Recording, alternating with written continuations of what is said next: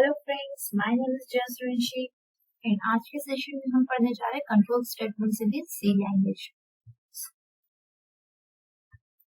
So there are the four types of control statements are present in C, and that are first one is decision making statements.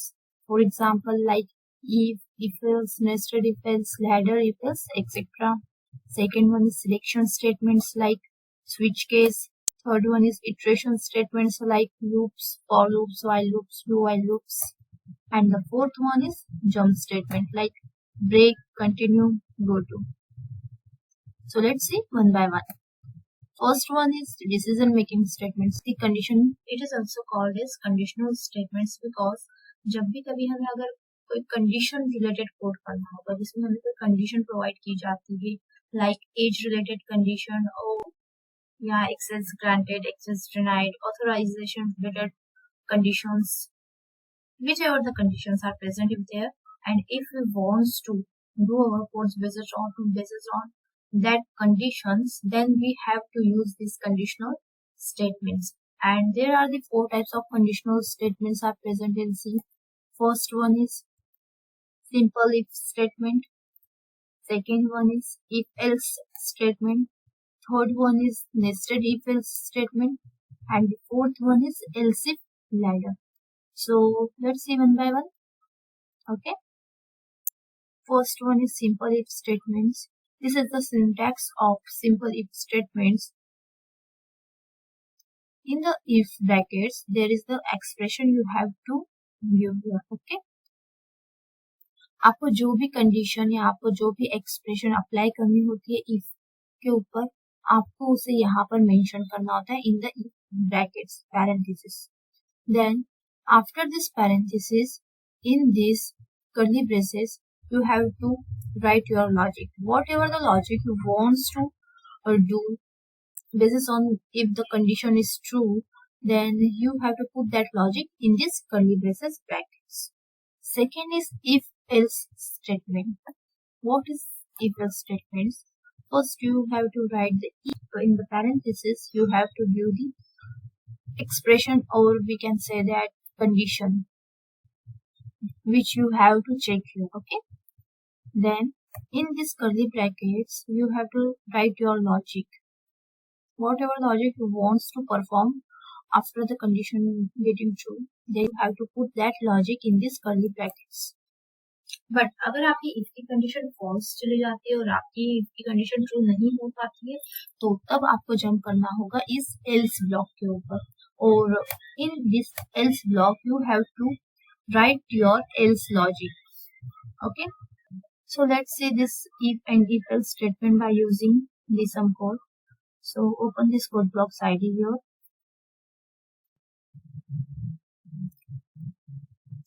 First, we have to create a new project here, like file, new, project, console application, and choose your language here, like C, and next. Browse here your project folder where you want to store your all the projects. You have to browse from here, and give here your project name, like if else statement. Next, finish. Okay, तो यहाँ पर आपका ये project create होके आ जाता है side में, जहाँ पर आपको इस सोर्स पर क्लिक करना होता है. ये main.c फाइल पर क्लिक करने पर आपका नॉर्मल सा फॉर्मेट ऑफ सी लैंग्वेज यहाँ पर क्रिएट होके आ जाता है. ओके, बस आपको यहाँ पर आपका जो भी लॉजिक आपको अप्लाई करना है वो यहाँ पर आप मेंशन कर सकते हो. फॉर एग्जाम्पल कंसिडर कीजिए एक वोटिंग सिस्टम जिसमें अगर आप वोटिंग के लिए जाते हो तो आपको उसी टाइम एलिजिबल किया जाएगा जब आपकी एज ग्रेटर देन या इक्वल्स टू 18 होगी, राइट. सो यहाँ पर हम इस कंडीशन को अप्लाई कर सकते हैं. तो यहाँ पर आपको एक वेरिएबल लगेगा इंटीजर टाइप का, हमने बनाया वेरिएबल एज. इस एज वेरिएबल की वैल्यू हमें यूजर से लेना है, गेट करना है, इसलिए हमने यहाँ पर एक प्रिंटफ स्टेटमेंट दे दी. प्रिंटफ इन न्यू लाइन एक मैसेज जनरेट करा दीजिए यूजर के लिए, enter the as.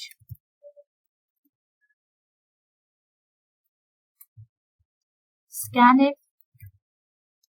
%d, age variable हमारा इंटीजर टाइप का, इसलिए उसके फॉर्मेट स्पेसिफायर आता है %d, जैसे कि मैंने आपको फर्स्ट लेक्चर में बताया था. Okay, then give the address where you want to store this age, and यहाँ पर हमने उस एज को स्टोर कराने के लिए एक वेरिएबल बनाया है एज, तो हम उस एज को यहाँ पर मेंशन कराएंगे with their address. This ampersand shows the address of this age variable. So यहाँ पर आपको एज मिल गया है. अब आप कंडीशन आपकी अप्लाई कर सकते हो, like if age is greater than और इक्वल्स टू 18, इस ब्रैकेट्स में आपको कंडीशन यहाँ पर मेंशन करानी, कंडीशन और एक्सप्रेशन. ओके, इफ अगर ये कंडीशन ट्रू जाती है, मीन्स अगर आपकी एज जो भी आप एंटर करा रहे हो वो आपकी एज 18 से ग्रेटर या इक्वल्स टू है, तो हमें यहाँ पर सिंपल सा एक प्रिंटफ का लॉजिक देना है, like in new line eligible to vote. Okay, but पहले इतना हम रन करके देखते हैं. ओके, क्या क्या किया इसमें, हमने एक एज वेरिएबल लिया इंटीजर टाइप का, इस एज की वैल्यू हमें यूजर से लेना है, इसलिए प्रिंटफ स्टेटमेंट जनरेट कराया जो हमारे आउटपुट विंडो पर, कंसोल विंडो पर शो कराएगा एक मैसेज एंटर द एज. उसके बाद यूजर एक कुछ भी एज एंटर कराने वाला है जिसे हमें स्टोर करा लेना है इस एज वेरिएबल के अंदर with using this ampersand sign and this integer format specifier. Okay, then check your if your age is greater than equals to 18, तो आपको प्रिंट कराना है एलिजिबल टू वोट. ओके, इतना लॉजिक हमने सिंपल इफ के लिए अभी लिखा हुआ है. ओके, इसे रन कराते हैं.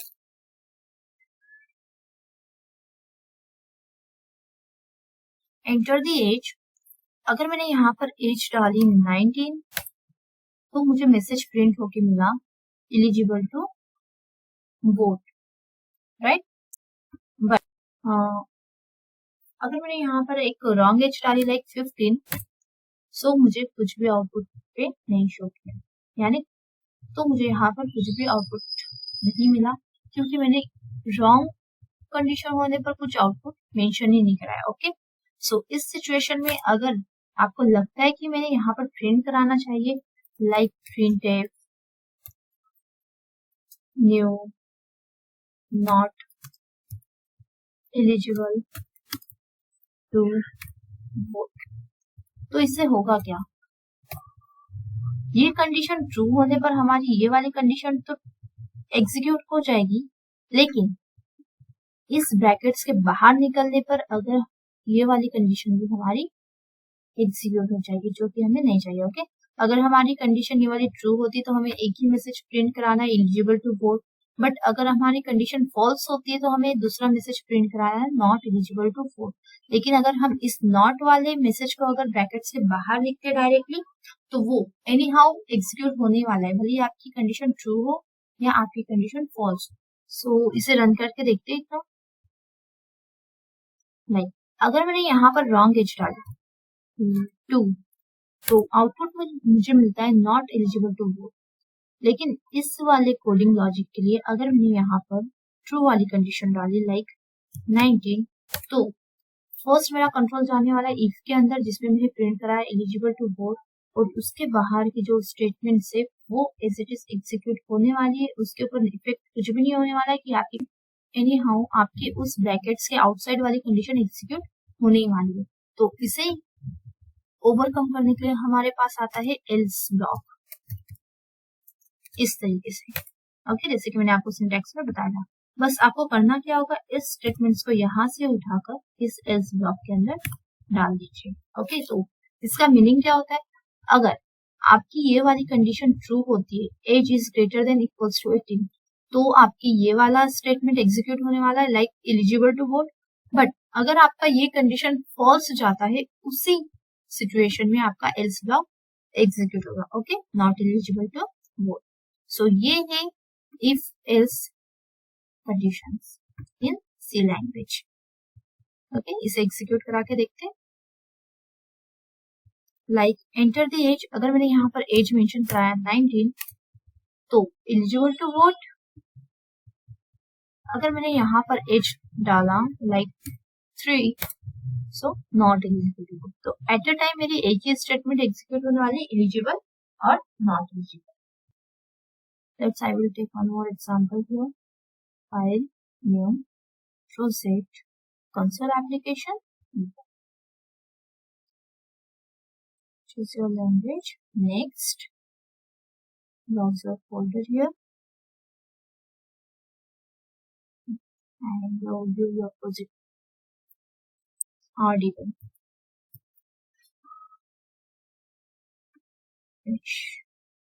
Okay.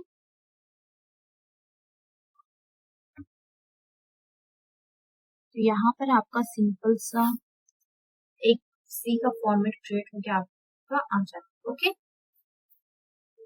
यहाँ पर हमें एक प्रोग्राम यूज कराना है लाइक ऑड और इवन. हमें चेक कराना है कि कोई नंबर हमारा ऑड नंबर है या इवन नंबर. ओके. सो किस तरीके से हम इसे चेक करा पाएंगे कि हमारा नंबर ऑड है या इवन है. तो फर्स्ट हमें एक वेरिएबल लेना होगा इंटीजर टाइप का. मैंने यहाँ पर एक वेरिएबल बनाया नंबर. इस नंबर की वैल्यू मुझे यूजर से लेना है. ओके. सो यूजर के लिए एक मैसेज जनरेट करा दीजिए. printf in new line enter the number.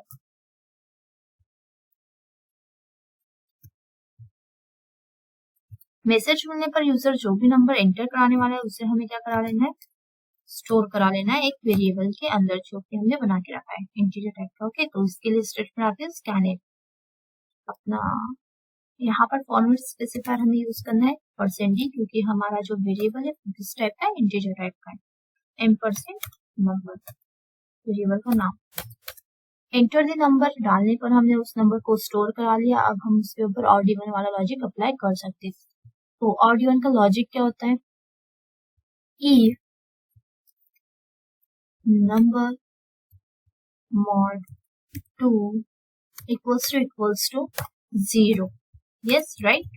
तो यहाँ पर हमें प्रिंटफ कराना है %d is even number.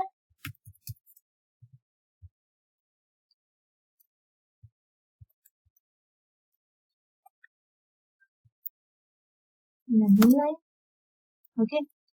But अगर हमारी कंडीशन फॉल्स जाती है तो उस टाइम पे हमें क्या करना है, एल्स स्टेटमेंट अप्लाई करना है.